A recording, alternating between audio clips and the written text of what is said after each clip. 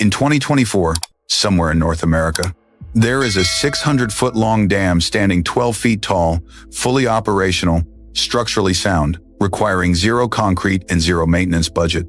Engineers didn't build it. No government agency commissioned it. No construction crew ever set foot on the site.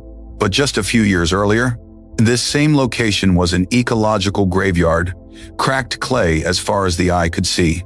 Land so stripped and toxic that every restoration proposal died on paper before it reached a budget meeting. The cost was impossible. The timeline was impossible. So humans gave up. The weapon that reversed everything wasn't heavy machinery or a federal grant. It was a crew of creatures dropped into the most hostile conditions imaginable, a landscape with not a single living tree standing. Now look at what's actually out there. Stand at the edge of this land today, and you will not recognize it. Channels of open water cut through dense stands of wetland grass in every direction. Vegetation towers 20 feet overhead. Cattails, willows. A button bush packs so thick you can't see through them. The water is dark and slow and full of life. And the animals tell you everything you need to know about the health of a wetland. American river otters are hunting in the shallows. Alligators are logging themselves onto the banks in the afternoon sun. These are apex predators. They don't show up to a dead ecosystem. They show up when the food chain is so robust that there is something worth hunting at every level. But here is the number that stops engineers cold. Independent researchers calculated in 2024 that this 15,000-acre system is delivering $4.7 million worth of ecological services every single year. Water filtration, flood retention, carbon sequestration, all of it running without a single maintenance contract, without a single concrete repair, without a single dollar of operating budget. For context, that is not a one-time return. That is $4.7 million every year, indefinitely, from a piece of land that was generating nothing. And the flood dynamics alone would make a civil engineer rethink their entire career. When a storm surge hits a concrete levee, it hits hard and it hits fast. The energy has nowhere to go. When that same surge hits this interwoven network of dams and shallow ponds, it gets absorbed in layers. Each dam bleeds off a fraction of the momentum. By the time the water reaches the far edge of the system, it has been slowed. It's spread, filtered, and stored. No levee performs like that. No levee fixes itself overnight when a section gives way. This is not a restored wetland. This is a fully operational biological machine. And before you can understand how it got here, you need to understand just how completely dead this land used to be. To understand how this land died, and you have to go back to the 1950s. This entire panhandle region was once a functioning wetland. Slow water, dark soil, cypress canopy. Then agricultural developers moved in with a simple and brutally effective tool drainage ditches, miles of them, cut straight through the land to pull water off the surface and route it to the nearest river. The water table dropped 15 feet in less than a decade. At first, the exposed soil was fertile. Crops grew. The land had value, but wetland soil is not the same as farmland soil. It was never meant to be exposed to open air. When the oxygen hit those deep organic layers, a chemical reaction began that nobody planned for. The soil started oxidizing. It turned acidic. By the 1980s, the fields that had looked so promising were essentially dead. The pH was too low for most crops, too low, eventually, for most plants at all. What was left was a checkerboard of hard clay pans. In the wet season, water sheeted across the surface and ran straight into the drainage ditches and out of the system entirely. In the dry season, the clay cracked open. Nothing grew in the cracks. Nothing grew anywhere. State engineers assessed the damage and came back with a plan. A conventional mechanical restoration, regrading the land, installing water control structures, replanting native species in phases. The projected cost was $87 million. The projected timeline was 30 years. And even then, the proposal came with a caveat that stopped everyone cold. There was no guarantee that native vegetation would reestablish on its own. The soil chemistry was too degraded. The seed banks might be gone. After 30 years and $87 million, the land might still just sit there. So nothing happened. The funding requests went nowhere. The land stayed dead. For decades, it sat in a state file as an unresolved liability, too damaged to use, too expensive to fix, too complicated to abandon officially. That was the situation in 2017, when a wildlife biologist named Dr. Sarah Martinez came across the file and had what her colleagues later described as a ridiculous idea. Martinez's proposal was simple, and it was cheap. $680,000 less than 1% of the mechanical restoration budget to relocate 328 beavers onto 15,000 acres of dead clay and see what happened. The beavers weren't coming from protected wilderness reserves. They were coming from suburban drainage ditches, golf course ponds, and residential neighborhoods across the state, places where they'd been classified as nuisance animals and were being trapped and killed anyway. Nobody wanted them. The land nobody wanted them on was the land nobody could fix. Martinez's argument was simple.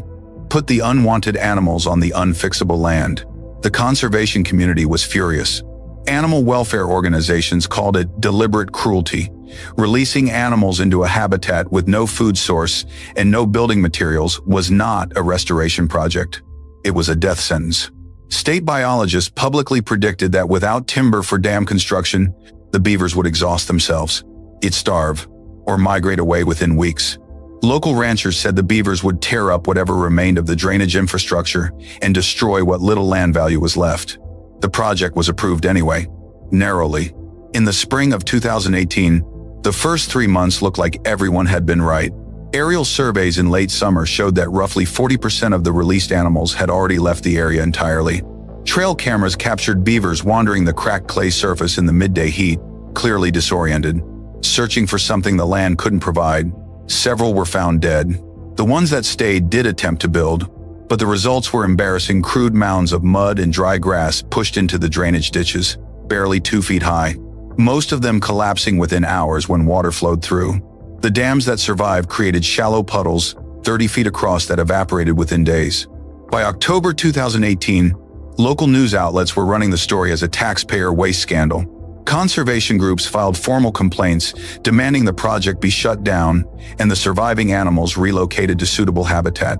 Martinez and her team were defending the project in public hearings, with nothing to show but footage of dying animals and collapsed mud piles. It looked like a complete failure. No trees, no food, no dams that held. Just 328 animals dropped into a graveyard with no exit strategy. But then something started happening that nobody had predicted. Here's the critical insight that most people miss when they hear this story. Everyone assumed beavers needed timber, big trees, hardwood trunks to drag into the water and stack into a dam that could hold against current. That assumption is what made the entire scientific community so confident the project would fail. No trees, no dams, no dams, no water, no water, no beavers. The logic seemed airtight, but the beavers didn't follow the logic. What trail cameras started capturing in November 2018 was a behavioral shift that researchers had never documented at this scale. The beavers stopped trying to build in the drainage ditches entirely. Those channels moved too fast. The water velocity was simply too high for any structure to hold. So the beavers retreated. They spread out across the clay flats and started reading the terrain in a way that no engineer had thought to do. They were looking for the low points, the natural depressions that sat between the drainage channels, places where rainwater briefly pooled before evaporating, spots the agricultural engineers had considered irrelevant. That's where they built. And here's where the materials science gets interesting. Without timber, the beavers switched to what the land actually had: wetland grasses, invasive sedges, and the thick plastic mud of the clay pan itself.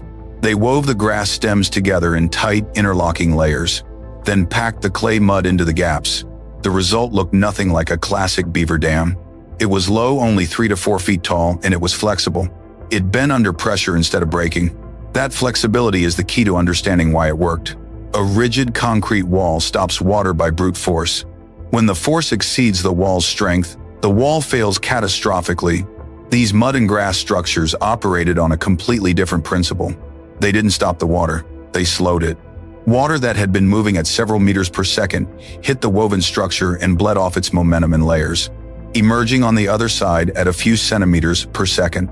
At that speed, and the water no longer had the energy to keep moving downstream, it stopped. It spread sideways, and critically it sank. Instead of racing across the surface and disappearing into the drainage system, the rainfall was now being forced downward into the clay. The soil was beginning to rehydrate from below. The water table, which had been dropping for 70 years, I started to rise. It was 3 to 4 foot mounds of mud and grass, doing what $87 million of mechanical engineering had said couldn't be done. By 2024, the scientific community had a name for what happened here: inverse rewilding, and it is rewriting the foundational assumptions of ecological restoration. For decades, the standard playbook was fixed. You fix the soil first. You restore the hydrology. You plant the vegetation. Then once the habitat is ready, you introduce the animals. That sequence seemed logical. It seemed responsible. It was the protocol taught in every conservation biology program on the planet. This project ran the sequence completely backwards. Dead soil, no water, no vegetation, animals first. And it worked faster, cheaper, and more completely than any conventional restoration project ever attempted on comparable land. The numbers make the argument impossible to ignore. The mechanical restoration proposal would have cost $87 million in 30 years with no guarantee of success. The beaver relocation cost $680,000. 6 years later, the land is generating $4.7 million in ecological services annually. The investment paid for itself in less than 3 months of ecosystem output. It has been paying dividends every day since. What the beavers demonstrated is something that engineers and ecologists had systematically underestimated for generations: that certain species don't just live in an ecosystem, they build it. Beavers are what researchers now call a keystone engineer species. Remove them, and the system collapses. Return them, even to dead ground, and the system reassembles itself around them. The habitat doesn't create the animal creates the habitat. That insight is now moving fast across the world. In 2023, the United Kingdom launched its own Keystone Engineer program, reintroducing beavers to degraded river systems across Scotland and England, with the explicit goal of passive wetland restoration at near zero operating cost. Australia is piloting similar programs using native species that perform equivalent hydraulic functions. China has begun studying the model for application to its severely degraded inland wetland regions. The scale of what this could mean is hard to overstate. There are hundreds of millions of acres of degraded wetland on this planet, land that was once biologically productive and is now chemically hostile, economically worthless, and beyond the reach of conventional restoration budgets. For most of that land, the $87 million solution was never a real option. It was always just a number on a page that nobody would ever fund. But $680,000 and 328 animals, that is a number that changes the math entirely. Here is what this project proved. At the most fundamental level, nature does not need us to fix it.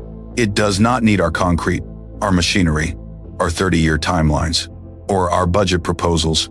It needs us to return the original builders, the species we removed when we decided the land was more useful to us, empty, and then get out of the way. The ecosystem was never broken. We just took out the engineers.